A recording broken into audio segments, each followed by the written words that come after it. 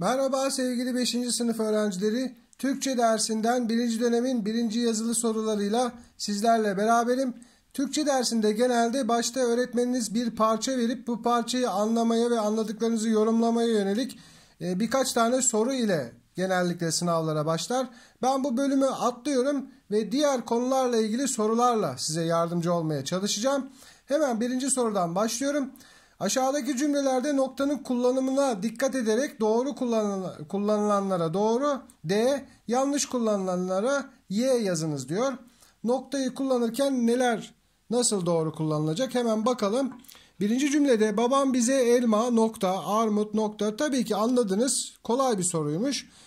Yanlış kullanılmış burada. Çünkü aralara virgül koymaları gerekiyordu. Noktayı en sonda kullanması gerekiyordu.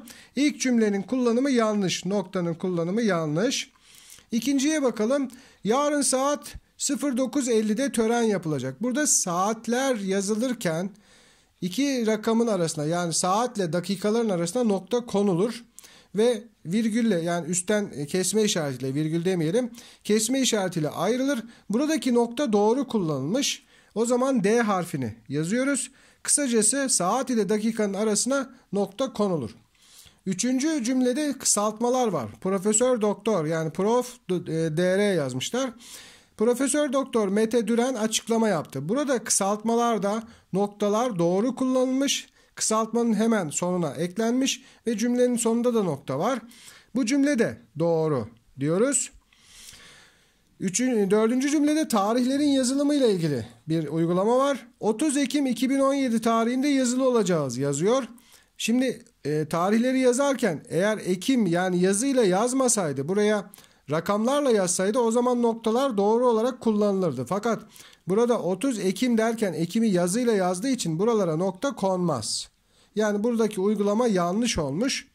Ama şöyle olsaydı, mesela 30-10-2017 deseydi o zaman doğru olurdu. Ama burada yazıyla yazdığı için nokta yanlış kullanılmış. Son cümlemiz, yarışmaya sadece 5. sınıflar katılacakmış. Buradaki noktada doğru kullanılmış. O zaman D harfini yapalım. Geldik ikinci sorumuza. Aşağıdaki cümleleri anlam bakımından değerlendirerek amaç sonuç veya sebep sonuç olarak belirtiniz diyor. Şimdi amaç sonuçla sebep sonucu ayırırken en kolay yöntem şu: bir şey yapmak amacıyla diye eğer uygun oluyorsa amaç sonuç olacak. Şimdi uygulayarak görelim.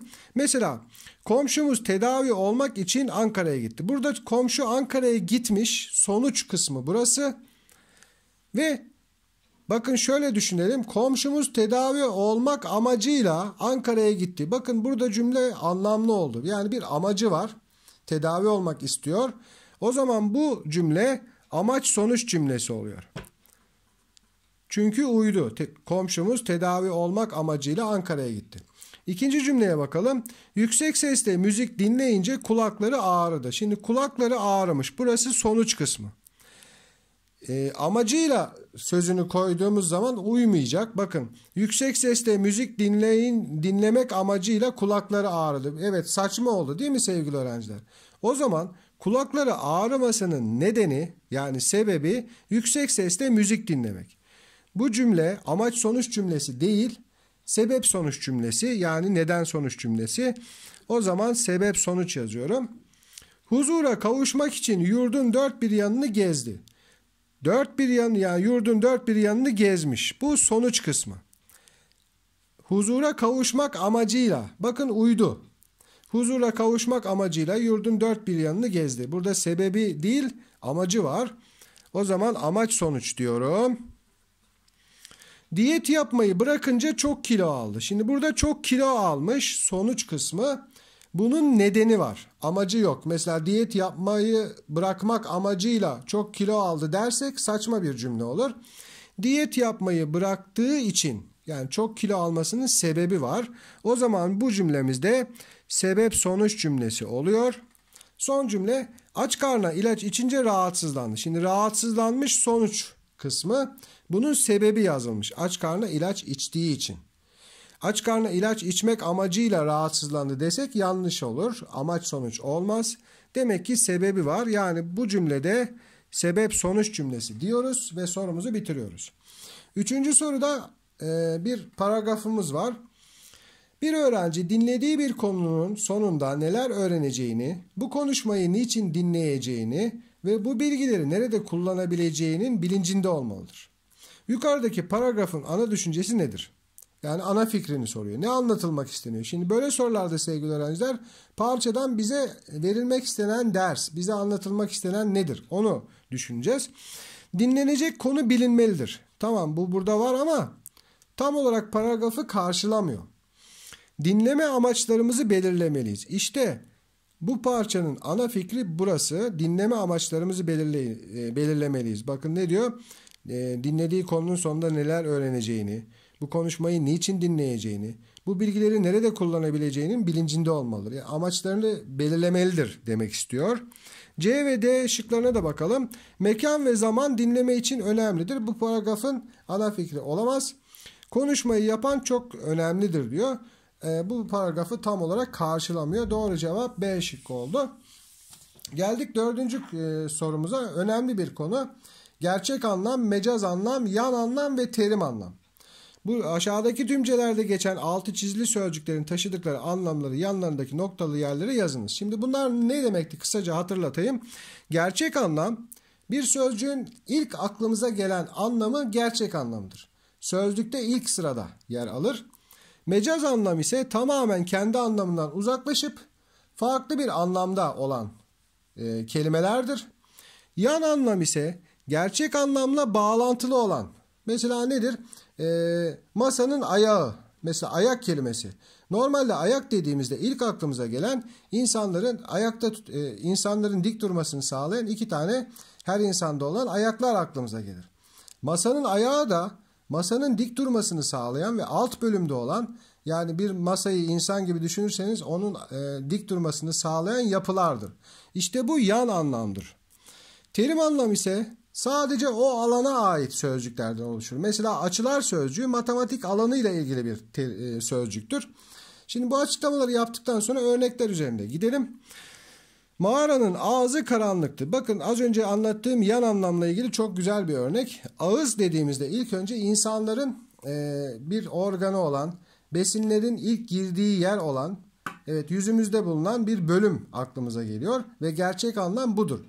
Ama burada da mağaranın ağzı dediğine göre mağaranın giriş kısmı. Nasıl ağzımız besinlerin giriş kısmıysa mağaranın ağzı da giriş kısmıdır. Yani buradaki ağız kelimesi yan anlam olmuştur. Yan anlam yazıyorum. Beni soğuk karşıladılar. Şimdi soğuk sözcüğü, soğuk dediğimizde ilk aklımıza gelen bir havanın soğuk olması. Mesela üşümek, yani üşüdüğümüz zaman soğuk deriz ya. Ama burada ne diyor? Beni soğuk karşıladılar. Yani benimle ilgilenmediler. Bana böyle ilgili davranmadılar demek istiyor. Buradaki soğuk sözcüğü mecaz anlamdır. Tamamen kendi anlamından uzaklaşmış, farklı olmuş. Bugün açılar konusunu gördük. Açı sözcüğü az önce söylemiştim. Matematikle ilgili bir terim anlamdır. O zaman buna terim anlam diyoruz. Dişlerini iyice fırçalamalısın. Diş sözcüğü de ilk aklımıza geldiği anlamıyla karşımıza çıktı. Diş, ağzımızda bulunan yapılar. Besinleri çiğnememize yarayan yapılar ve burada bu gerçek anlamıyla kullanılmış. O zaman buraya ne yazıyoruz? Gerçek anlam yazıyoruz. Ayağı kayınca birden yere düştü. Düşmek. Gerçek anlamla kullanılmış. Sarı renk seni çok açtı. Açmak sözcüğü, hani bir şeyi mesela örneğin kapıyı açmak aklımıza geliyor. Ya da bir sürahinin kavanozun kapağını açmak, yani bir şeyi açmak anlamı. Ama burada ne diyor? Sarı renk seni çok açtı. Yani sana çok yakıştı. Sarı renkli bu şey sana çok yakıştı anlamında. Açtı sözcüğü mecaz anlamda kullanılmış. Gerçek anlamından farklı. Hasan Usta masanın ayağını tamir etti. İşte az önce söylemiştim. Ayak sözcüğü burada yan anlamda. Ayak dediğimizde ilk önce insanların dik durmasını sağlayan organlar akla geliyor. Masanın ayağı da insanların ayağına benziyor. O da masanın dik durmasını sağlıyor. O yüzden yan anlam oluyor. Korkudan dizlerinin bağı çözüldü. Burada çözülmek kelimesi mecaz anlamda olmuş. Çünkü çözülmek dediğimizde başka bir ilk aklımıza gelen anlam bu değil. Burada korkudan dizlerinin bağı çözüldü. Yani ayakları tutmaz oldu. Böyle çok korkar hale geldi manasında kullanılmış ve mecaz olmuş. Çok konuştum. Geçiyorum 5. soruya. Aşağıdaki cümlelerin hangisinde sesteş sözcük kullanılmamıştır? Şimdi sesteş sözcükler aynı yazılan sözcükler, aynı harflerle yazılan sözcükler ama cümle içinde farklı farklı anlamlara geliyor. Mesela bin sözcüğü hem bin sayısı var hem de ata bin anlamı var mesela. Onun gibi. Şimdi inceleyelim. Ağaçtan kopan dal çatıya düştü. Burada sesteş bir kelime görüyoruz. Dal dediğimizde bir ağacın dalı var. Bir de denize dal anlamı var. Ya da işte derste öğretmen dinlerken dağıldı gitti diyoruz mesela. Birkaç anlam var ve sesteş sözcük. 2 bardak çay içip gitti. Burada da çay sözcüğü var. Çay sabahları kahvaltıda içtiğimiz bir içecek ve doğada bulunan içinde balıkların olduğu bir akarsu. 2 anlamlı bir sözcük ve sesteş bir sözcük. Köyden geleli 2 sene oldu. Şimdi bu C cümlesi, C'deki cümlede herhangi bir sesteş sözcük yok. Sadece sene kelimesi var. O da eş anlamlı olan bir kelime. Yani sene demek yıl demek ama sesteş değil. O yüzden bu C şıkkında sesteş bir sözcük yok. D şıkkına bakalım. Gül ile bülbül dost olmuşlar. Buradaki gül sözcüğü sesteş bir kelime. Biliyorsunuz bitkilerden, çiçeklerden bir gül var. Bir de insanlar işte arkadaşım derste çok güldü diyoruz mesela. 2 anlamı var. O yüzden bu da sesteş bir sözcük. Yani cevabımız C oldu. Sevgili öğrenciler biraz uzatıyorum ama sizlere konuyu biraz da hatırlatmak maksadıyla uzatıyorum aslında. 6. Aşağıdaki cümlelerin hangisinde mecaz anlamlı kelime yoktur? Yani gerçek anlamından uzaklaşmış kelime yoktur. Bakalım. Taksit parasını harcayan oğluna köpürdü. İşte köpürmek kelimesi mecaz olmuş. Normalde köpürmek nedir? İşte sabunla ellerimizi yıkadığımızda ne yaparız? İşte sabun köpürdü deriz. Ama burada ne yapmış? Oğluna köpürdü. Yani ona çok kızdı manası olmuş. Mecaz. Sokakta kömür kokusu var. Şimdi burada sokak kelimesi gerçek anlam. Kömür gerçek anlam. Koku da gerçek anlam. Yani B şıkkında mecaz anlamlı sözcük yok. Diğerine bakalım. 2 arkadaş koyu bir sohbete dalmıştı. Şimdi burada koyu sözcüğü mecaz anlamlı. İşte dalmak sözcüğü mecaz anlamlı. İkisi de kendi anlamlarından farklı anlamlarda kullanılmış. D şıkkına bakalım. Galiba dün akşam annemi kırdım. Kırmak dediğimizde örneğin bardağın kırılması aklımıza geliyor. Ama burada annemi kırdım derken annemi çok üzdüm manasında. Kendi anlamından uzaklaşmış ve mecaz olmuş. Biz zaten B şıkkını işaretlemiştik. 7. sorumuz aşağıdaki cümlelerin hangisinde deyim yoktur? Bakalım. Komşular birbirleriyle ağız birliği etmişler. İşte burası deyim. Ağız birliği etmek. Aynı şeyleri söylemek gibi.